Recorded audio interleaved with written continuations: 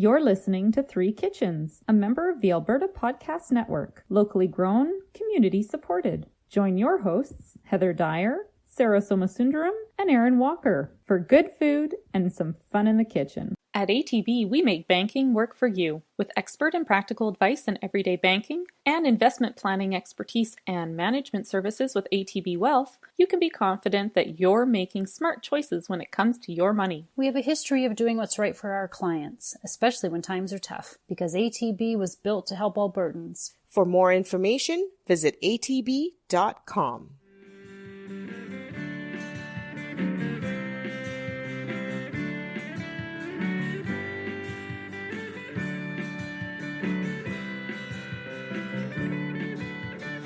Hello and welcome to today's episode of Three Kitchens podcast. I am your host, Erin Walker, and I'm joined by my two co-hosts, Sarah Somasundaram.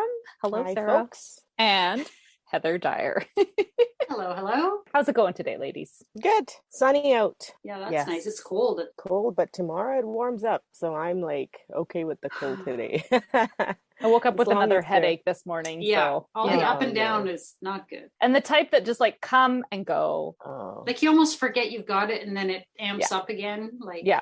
Oh. And then by the time you think of taking medicine, you're like, oh, well, it's gotten better. So I probably shouldn't take anything if I don't need to. Right. It's sort of the way I think of it. And then just take the drugs. It's okay. I'm taking my own other medicine to we help, know it. We know. To help myself. Thank you. Hey, did you read that? Did you see the study?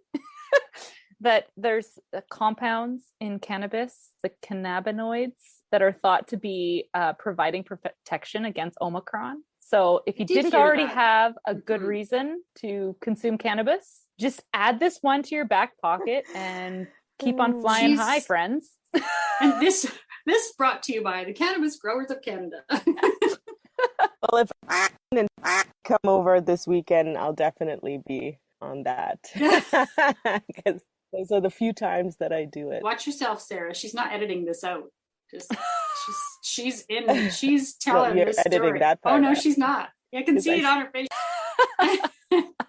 Anyway, I enjoyed that little blip coming up on my Facebook feed. I had a good laugh at that. And well, we all need a little something to get through. So absolutely.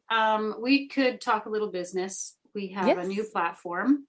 Erin has been working hard at putting Three Kitchens podcast on YouTube. Yeah. Because apparently people listen to podcasts on YouTube. This is not a video. Yeah. It is just our audio. It's called an audiogram.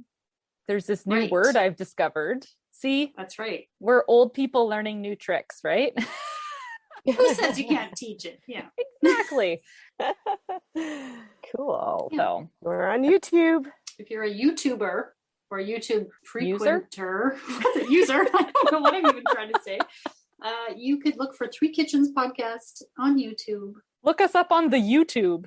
The YouTubes. That's how you know that we're aged past this, because we don't know any of the lingo. We don't know how to talk about it. We have no clue. We're trying. Oh, I had something. Speaking of like mispronouncing things. Oh, kind of. Right. My sister is on TikTok. I think she just looks at it. She doesn't. Oh, the TikTok videos. Right. But occasionally, the TikTok. Occasionally, she texts to me and my other sister funny things that she comes across, and she sent one that was, when it's like a split screen and there's like one person who's sort of watching someone else's video, right? Yeah. And so this guy is like watching this woman, and she's eating something. I didn't look that close. I think it was a burger. She was talking about something she was eating, and she's talking about what's on it. And she has this like Southern American drawl, and she's like, and there's some mayo, and pretty sure there's some wash your sister sauce, and it sounds like wash your sister. So funny the way she says it, and the guy's like, from now on I'm calling it wash your sister sauce, and I don't care what you say. So I think I'm going to start saying wash your sister. I love all the mispronunciations around that word. I've got one. I've got one of like a TikTok like that, and it's a guy watching a woman cook, and she's like, you put a little salt, and you put a little pepper, and you put a little garlic, and you put a little cumin. And the guy's like, what? And yes, it was supposed to be cumin. Yeah, that's good. The U has an ooh sound, my friend. It's a U. Oh God, that's good. I love those things where people just sort of laugh at what other people are doing. The reactions, yeah, totally. Reactions to what other people. Yeah. Let's see if what I'm trying is going to make you laugh. Oh, that's terrible segue. I hope your cooking is not going to make us laugh. I hope it will, unless it's with joy. Well, I mean, yes. I'm going to try something crazy. Oh. Because, Because you're crazy. Because why do something if I'm not doing something ridiculous? Crazy's your middle name. All the way. All right. So my crazy plan, it doesn't sound too crazy from the beginning here, but don't worry. You'll know where it's going to get crazy. All right. Okay. I'm going to make Spanakopita. Oh, yummy. Oh, I had that on my list. Yummy. Oh, I'm so glad you're doing this so I can learn from you before I do it. Awesome. Yay. So I found a recipe that I've already decided on. It sounds great. I'm super pumped about it. I don't think it's going to be that hard to make this filling and bake it in the oven. Easy peasy. That's not the hard, crazy part. That's not the hard, crazy part. Can anybody guess? No, she's going to make the Philo pastry. She is. Yes. And this is what I want the tips on, because I was totally going to do that. And I still want to. So I'm so excited. Okay, I am total nut bar, but I am. But I'll eat it. Going to make this Philo pastry. No. Anytime you think Erin's crossing into crazy town, just remember that she made that mayonnaise by hand with a whisk. Yeah. After 5 times. She raised her bar way high. Over 2 days. Yes. It was a 2-day whisking. Let's not go back there. Yeah. Sorry. Okay, so I'm going to make a homemade Philo dough, and I found a recipe and a great little video that I watched that said how to make this Philo dough, and I think it's doable. Totally. Somebody who goes by the name Chef John. I found him on allrecipes.com. He's got a great little video that explains how to do it. He's got a great little voice that tells you how to put it together. Yeah. Listening to it, it just makes you laugh because of the way he comes across. He's got this little thing and it's consistent through the whole video. It made me giggle as I watched it. He made it look really easy. And he said it's not that hard to do as long as you are really good about keeping it from sticking, like the dough from getting sticky. Oh, okay. So you make a dough. It's a really basic flour, olive oil, salt, wine vinegar, and warm water. Wine vinegar. Ooh. Yeah. Easy peasy, not hard to make the dough. You knead it for about 5 minutes and then you let it rest for about an hour, it says. And then you cut off, and he's like, I've done this enough times, cut off little 20-gram portions. So just little pieces. He says, cut off 5 of them. And then you roll them out using a cornstarch and flour mixture to keep them from sticking. And so you roll out small plate-sized discs. Okay. And then you flour in between them and you stack them and you roll them out while they are stacked. So 5 of them. And he says, I feel confident enough to do 5 at a time. When you get better, you can do more. Okay. We're going to see if we can do the 5 that he suggests to start out with. You roll them out, you use your starch mixture to keep them separated, and you just roll them until they're the desired thickness. What's the point why of are you that? stacking them? I don't understand. But why layers separated by starch? Like, I get when they put butter in the layer. When you're done, you get 5 sheets at once. I think this is so that you're not rolling out 5 individual sheets. Gotcha, you mean after you roll it, you can pull them apart? Yes. Oh, okay. Yeah. Okay, now we get it. You can see we were totally thinking they would roll and become one. Exactly. And that's where he says, this is where you have to make sure you're dusting and keeping the starch. Yes. I'm going to watch the video again while I'm doing it because he had some really great steps and really good tips. And he gave pointers like, I tried to skip this step once and then it didn't work. So he's got some good pointers and tips and advice for how I'm going to do this by hand. And I should be able to roll out 5 sheets of Philo at a time. And then you can keep them by just covering them with parchment paper and rolling them up gently.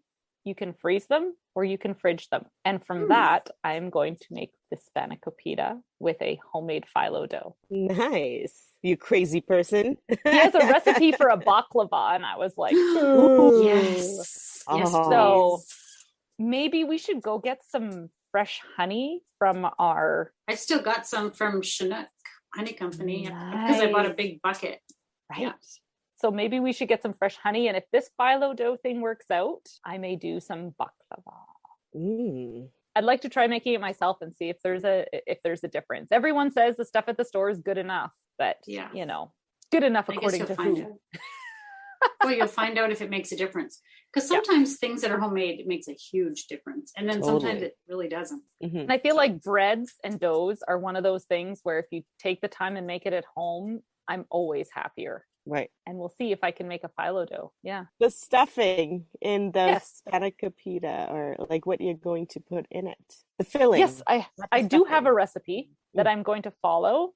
They say it's way tastier than what they've ever gotten in a restaurant. They really love this recipe that they have. And do you put it between like two layers? Philo? Is it Philo or Philo? Why am I doubting my mouth? I say Philo, but could be Philo too. Okay, Philo. I don't know where I got Philo, but you know when you suddenly don't know a word? Do you want to see the picture of how they show? Oh yeah. So you cut these long strips, you put your filling in, and then you kind of fold it over in a triangle. Right. And then you just kind of fold that triangle over multiple times until you get to the end of the sheet. And you should get something that looks sort of like that. Oh, I get it. And so once they bake them, this is the glory shot right here. Oh my God, I'm hungry. I'm hungry. Me too. You just can't go wrong stuffing stuff into a dough. Yeah, so it's got a spinach feta. And with the spinach, you don't really use fresh spinach, right? You use frozen? Well, this one recommends fresh spinach. Oh, okay. So I haven't looked through the process. Oh, it is supposed to be cooked down until wilted. So I could use a frozen spinach, I would say. You just have to get a lot of the moisture out of it because frozen spinach, when you thaw it, tends to be super wet. Oh, okay. Can I zoom in? Here's a cut open picture. So you've got the layers of flaky dough and then the stuff inside. You got me thinking this when you mentioned making spinach and feta. Gozleme. Yeah, the gozleme that you were talking about. Turkish, in the pita episode. In the pita episode. Where is Spanakopita? Is it Greek? Mm-hmm. I believe it is Greek. Yes. Okay.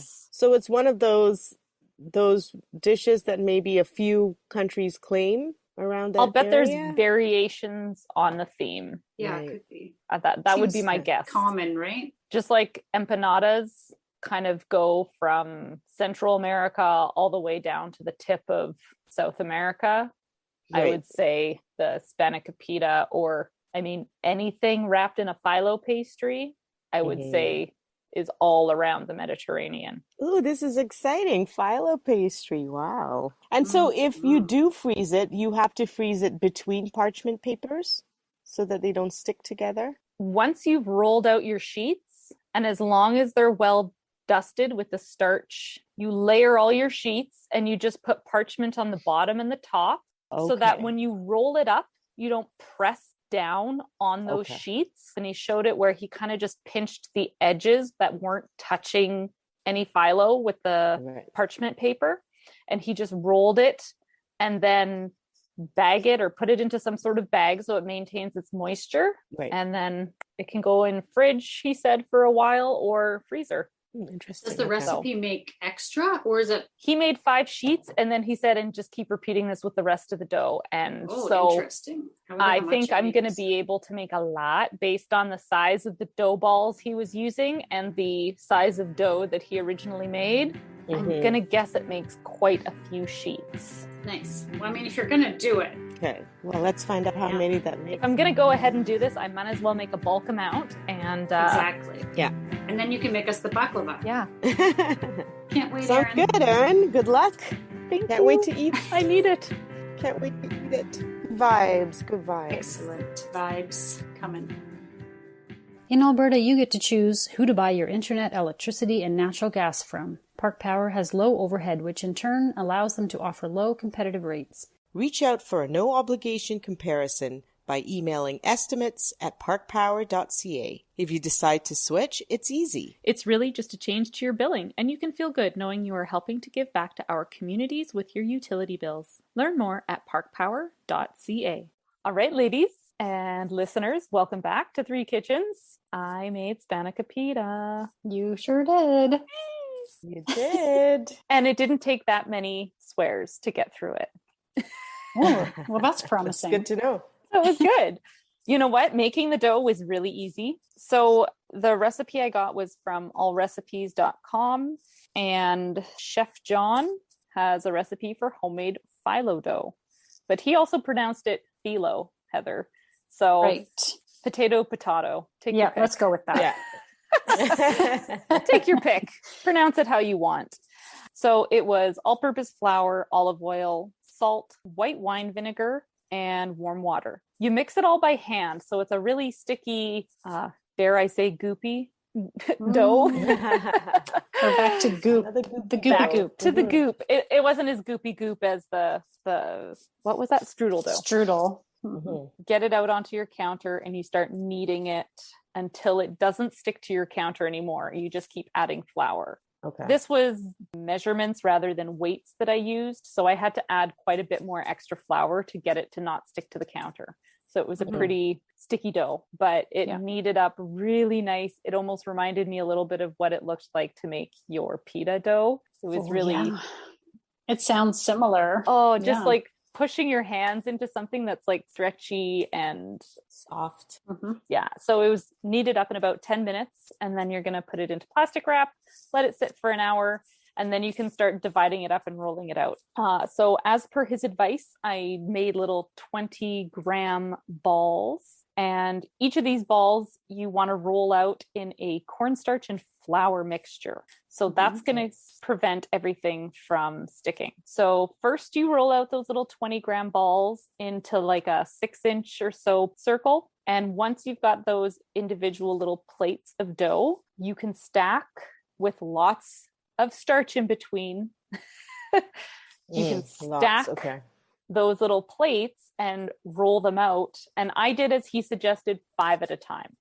So you roll them out till they're double in size. And then he recommends at this point to separate them all and re-starch in between. And so his suggestion for starching things, like usually I just grab a handful of whatever flour or this cornstarch mixture and sprinkle it on, and it's not really even and blah, blah, blah. Yeah, he got a fine mesh sieve out and you just fill that with your starch mixture, and it works really easy for getting it really evenly distributed on your little discs. So then you can stack them again. And then once you've done that second starching, you can stack them and roll them to the size you want, and then pop them on parchment paper. And I made 20 Philo discs. Okay. So when you say pop them on parchment paper, did you have to separate it and then put it on the parchment paper? No. Nope. Just well starched in a stack, 5 at a time. And I made 2 packages of 10. So I had parchment paper, 5 pieces of Philo, parchment paper, 5 pieces of Philo. And then I rolled them up, and then I just kept them in a big plastic bag. I had an old bread bag that was long enough and fit all the stuff in there. And it was exactly like the Philo dough that you bring out from the store, but elasticy. Like it had a lot more give to it. It wasn't as brittle and crispy, but even when it baked up, it was still crispy and light and flaky. And the moisture, you could feel the moisture in it. Like as you put your hand underneath to pick it up, it would you could feel that moisture. That's interesting because you think as you keep talking, and I'm like picturing all this cornstarch and flour, I'm like, they must be drying out. Like you would think so much of that over and over again and rolling with it and everything, that they would be super dry. I think it helps having them stacked all together. I think stacking them and rolling them out helps, because then you're not handling each piece so much. I would imagine if I rolled each piece out individually, I would end up using more starch. And you can kind of tell as you're rolling it out when you need to start starching again, because they don't slide on the counter as much, and your rolling pin, you can see that it's thinning on this top surface one that you're doing. And then you're like, oh, it's probably time for me to, and that's about at double the size from that plate size. So Yes, really cool. I love how you can stack them and roll them, and instead of rolling each one individually. Like, what a time saver. Total time saver. And the first one I did, because I was so nervous about or having them stick together, I used a lot of starch in between. And it was funny because as I went to roll it out in that stack of 5, it made that sound like, you know, when you're walking on snow and it sounds kind of like styrofoam. Oh, and it kind of makes that noise. I had so much starch in between as I rolled it out, it was kind of like you could hear that weird, like crunchy, strange noise. And I was like, I wonder if this means I have too much starch in between my layers. Well, clearly it worked out, so you're okay. Yeah, it was kind of funny. I had to laugh. So I rolled out all my stuff and I just put it in the fridge overnight because I figured this took a lot of effort. I would say if you're going to do this as like a team effort or do it with at least another person, because I was wiped after doing the dough and then the filling the next day and then all the like trying to work with it and figure, I don't know. It was a lot of, because it was all new, I felt like my brain was a little busted at the end of this. Right. And so then the filling that I made came from a website called dinneratthezoo.com. Dinner at the zoo. That's interesting. Isn't that a weird? Hey, most houses with children feel like a zoo at dinner time. That's right. I'm guessing that's where it comes That's a reference. It didn't surprise me. I didn't think it sounded odd at all. I'm glad somebody's like dinner time turned on. Somebody got it straight away. Somebody could explain it to the rest of us. Okay. It suggests using fresh spinach. If you get a lot of spinach in the summer or whatever, I think it would be really good with fresh, but I found the frozen stuff did well. I just strained the crap out of it. So I let it thaw completely. I put it in a strainer and had like a bowl sit on top of it to push it out. And then I was like, no, there's still too much moisture. So then I put it in cheesecloth and like rolled it up and squeezed it. Like, I don't know if you do this with your hand wash only clothing, but you lie it down in a towel and you roll it up and then you twist it until you get all that moisture out. Yeah, I did one of those with it. So it got the spinach nice and dried out, which I think was crucial for this so that your pastry doesn't get soggy. That would be gross.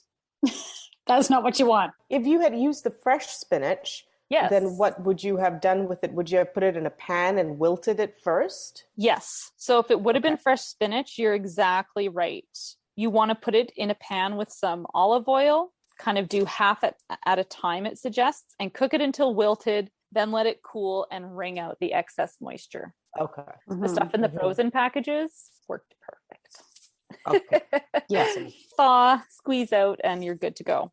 So then in a frying pan, finely chopped onion, green onions that were sliced thin, fry them up, and then you add some minced garlic, chopped fresh parsley, chopped fresh dill, and you fry that up until it's fragrant and yummy smelling. Didn't take too long. And then in a bowl, you're going to combine your feta cheese, lightly beaten egg, salt and pepper, and then all that stuff that you just fried up in the pan, and just mix it around until you've got a nice thick mixture. And then you're going to bring your Phyllo out of the fridge and start figuring out how do you wrap these little things up and use your Phyllo in an optimal way so that you're not wasting any to make all these little triangles. Right. So I think I did like 5 different ways, because the Phyllo you get from the store are these long square sheets, and the Phyllo I made were these round discs. Yeah. So I was like, so how do I get a long, thin strip? First, I started trimming the edges to make it kind of square, but then it was, wasting Phyllo dough. And I was like, well, that's not right. So I finally figured it out. And I think I've got that on video for you guys to see. Oh, good. So check that out once Sarah attacks that and makes some sense of it. But essentially what I was doing was cutting each disc in half and then folding each of those halves. So you've got like a half circle. Yeah. You're folding it in half again. And so you're not getting a full doubling, because it said like brush melted butter and place 2 sheets together. But because my sheets aren't evenly sized and blah, blah, blah, you got mostly 2 sheets. So I just brushed it with butter and then folded that other half in. And it kind of makes a strip, not perfectly square, but Good enough. And then Right. you take your cookie scoop, because everyone should have a cookie scoop. I'm gonna talk about the cookie scoop again. Sorry, Heather. Oh, too funny. Hey, that's okay. A little cookie scoop of filling. Apparently it is necessary. I should have one. Shame on you.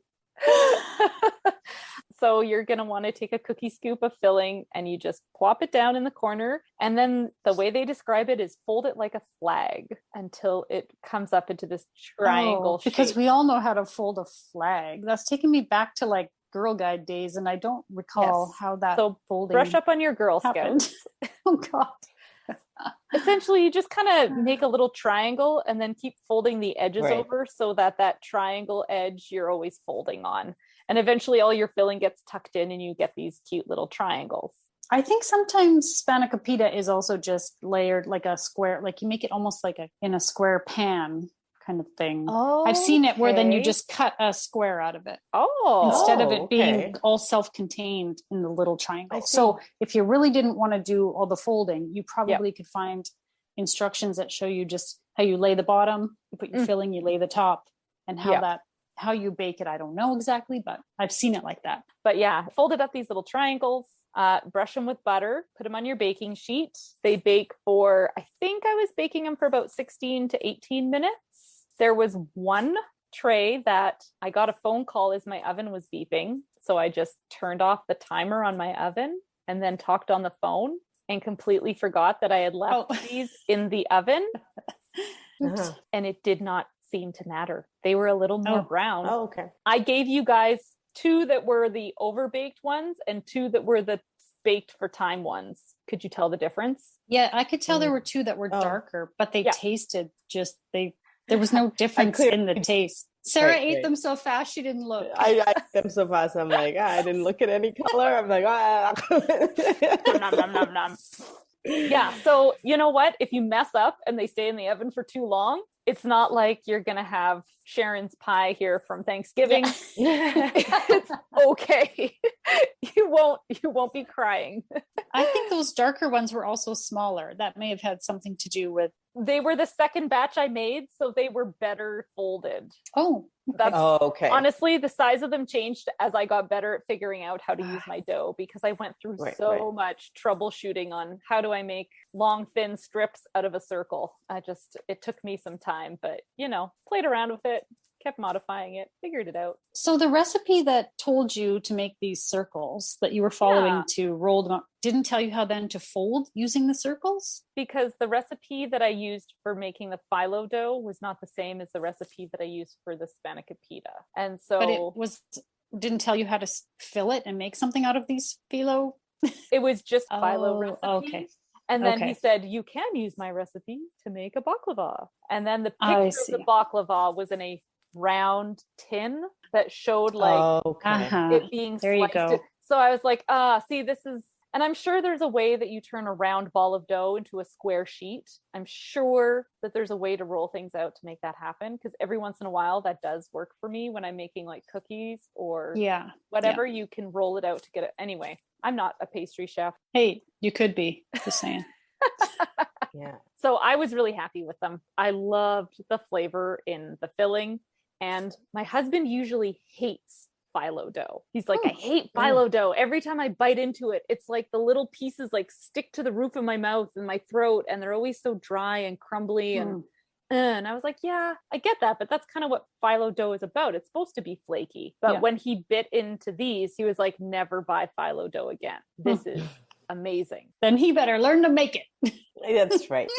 Is it so much better that it's worth making it from scratch? Yeah. I hate saying that it's so much better, but it definitely is so much better because you're working in a big batch. Again, it was the first time I did it. It took me a while to dance with my 2 left feet. But now that I've figured that out, I think it would be simple to make. And because you can freeze it, because it actually worked to keep it in my fridge overnight, even though I was like, I don't know if they're going to stay apart. Am I going to open up my fridge the next day and have these like lumps of dough and be like, starting at scratch again? No, it wasn't that bad. As long as you starch in between and you follow the rules that Mr. Chef John told me there, totally doable. I thought they were delicious. Super delicious. Yeah, I know you said that you weren't a pastry chef, but I think the first thing I wrote was start a bakery and sell these because they were, wow. Super yummy. Mm-hmm. And I ate mine cold. I didn't even warm them up. I couldn't remember. I've had Spanakopita. I don't remember the last time. And I don't remember if it was always warm or what. And I just thought, I'm just going to try them just as they are. Mm-hmm. You know, like they hadn't been in the fridge. They were room temperature at this point, I guess. Delicious. You don't even need to warm them up. You could throw those in your lunch bag or your backpack when you go for a hike or whatever. And like, don't worry that they're cold or room temperature because they're delicious. You don't have to warm them up. They're kind of like the empanadas. Like you can just, any temperature, anywhere, anytime, stuff your face with them. Yeah. So delicious. Did you share with your families at all? Hell no. I did. You should know by now. Sarah always shares. I kind of figured. Rarely do. No, that's not true. One of my kids happened to be there while I was pulling them out. And he's like, well, I guess I'll try it. And because I told him what was in it, and he tasted it. He took a bite and he was like, well, you know, it's a little too spinachy. He said he didn't love the spinach. He has eaten things with spinach that he has liked. So I thought he might like it, but he wasn't crazy about it, but he didn't say horrible things. And I was just like, okay, fair enough. Give them back. I'm eating them all.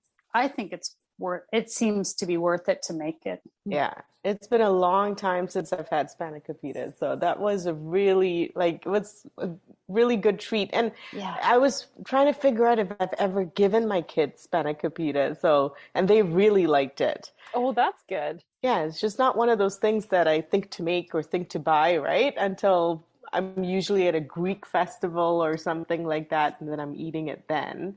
Yeah. But I would eat it out at restaurants and stuff. But yeah. And the recipe says that you can make them and freeze them and then just take them out as you need them. Sorry, make them, fill them up, and then freeze them before you bake them? So you can make them the day before and then put them in the refrigerator for up to 3 days and then just pull them out and bake them is one of the suggestions. Okay. Or you can freeze them, on a parchment lined sheet, freeze until firm. Bake from frozen for 15 minutes until they're heated through. Nice. That's awesome. It was really good. I can't believe you did that. Pretty cool. So every time I've had Spanakopita, I've had it with that spinach and cheese, feta cheese. Yeah. Are there other fillings that go into it? I've never come across any different ones, but I don't do you guys know different ones? I always thought it was a spinach and feta thing. Maybe it's called something different if you put a different filling into it. I would say Spanakopita looks like it's always spinach. And I have a curious thought if the Spanakopita means spinach in a pita. Oh. You know what I mean? Like pita is kind of a word that's used all over the place in the Mediterranean to refer to dough type things. So maybe... See, guys, it's a food and linguistics podcast. Yeah. There you go. Linguistics. 2 for the price of 1. From Framboise over here. Let's be honest. Yeah. We're just stabbing in. Don't take anything Spanaky is the Greek word for spinach. See, fake it till you make it, ladies. Google tells me Spanaki. You got to pronounce it with the right finesse. Spanaki. So I think you're right. There you go. So it means something about spinach in a dough. Well, thank you for making this. Yes, loved it. That was really good. That was such a good treat. Like, it's been so long since I've had that stuff, so it was really yummy. Now I'm just craving Greek food. Yeah, me too. And now for the fine print. We at Three Kitchens gratefully acknowledge we are telling these stories in the traditional territories of the Treaty 7 nations in southern Alberta and the Métis Nation of Alberta, Region 3. We honor the rich tradition of oral storytellers on this land who have come before us. You can find pictures and recipe links on Instagram and Facebook at Three Kitchens Podcast. If you like and subscribe on your podcast player, that helps more people find us. Mom's got spinach, Mom's got flowers, Spanakopita, we devour.